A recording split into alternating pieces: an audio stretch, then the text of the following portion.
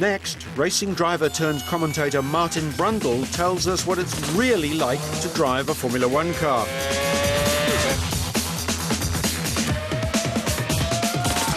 Although it doesn't always seem that way from the onboard cameras, it's incredibly demanding both physically and mentally to drive a Grand Prix car. That's why Formula One drivers, every day of their lives, have to train, eat and drink very carefully. You'll remember that we put my body through some of those stresses and strains at Kinetic near Farnborough. First, we pumped up my pulse rate with a solid cardio workout. My muscles were nicely warmed up.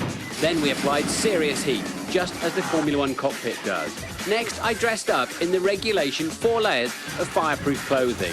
Now, my body really struggled to tolerate the physical challenges which the drivers constantly experience. Finally, the mysterious G-force had to be applied. A Formula One car generates 5 times the force of gravity during braking and cornering.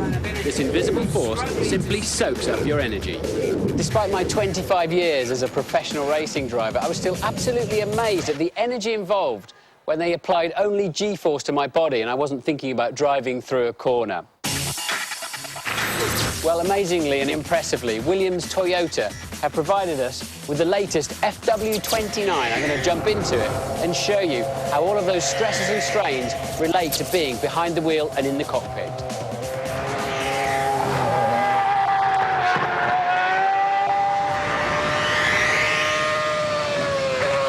A Formula One car is a high-speed furnace. There are heat sources all around me, on each corner. A tyre at 100 degrees centigrade. Brakes at a barely believable 1,000 degrees centigrade.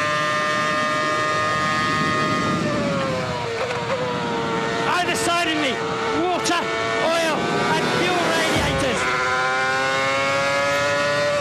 The back of my seat is the front of the fuel tank, and that could run as high as 60 degrees centigrade.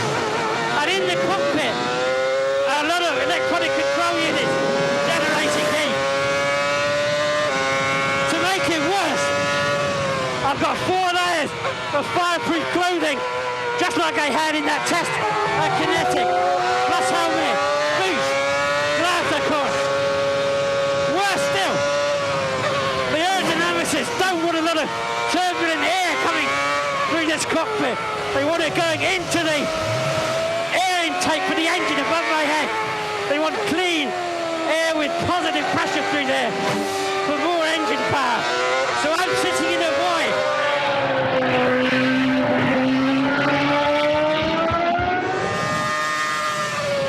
In all of this heat, you're working very, very hard.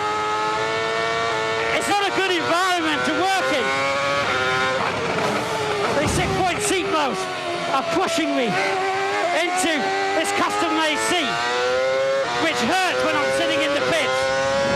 Otherwise, it wouldn't be tight enough to hold me in place under heavy braking, such as this into Abbey.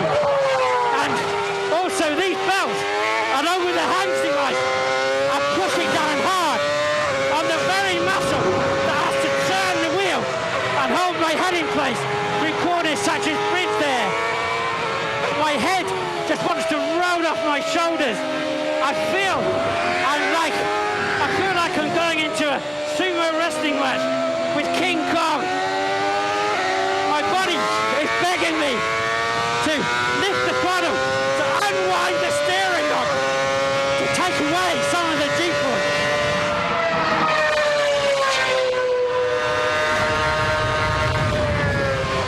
We know from the latest graphics that Formula One cars generate G-force in acceleration, cornering and braking. They only reach equilibrium at top speed, just before the violence starts all over again.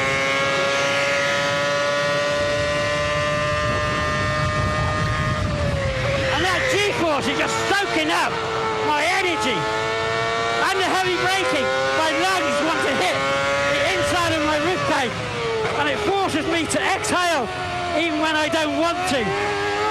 It's just taking all the life out of my body.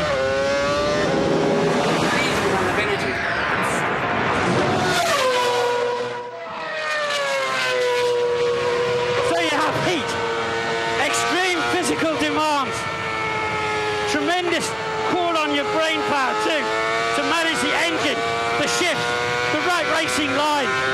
It makes you fully appreciate just why these racing drivers are so fit and so highly paid as they fight over the same piece of tarmac.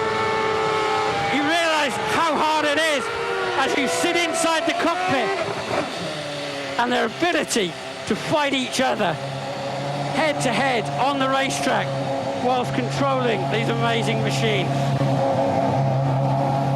With my body stretched to the limit and my mind in overdrive, I also had to think about keeping the car online. Of course, the Grand Prix drivers too have to think about racing others into the same corner, challenging over the same piece of tarmac. And also, of course, the race strategy as it unfolds. No wonder they're highly paid and super fit. I hope I've given you a much better feel for exactly what the challenges are for a Grand Prix driver.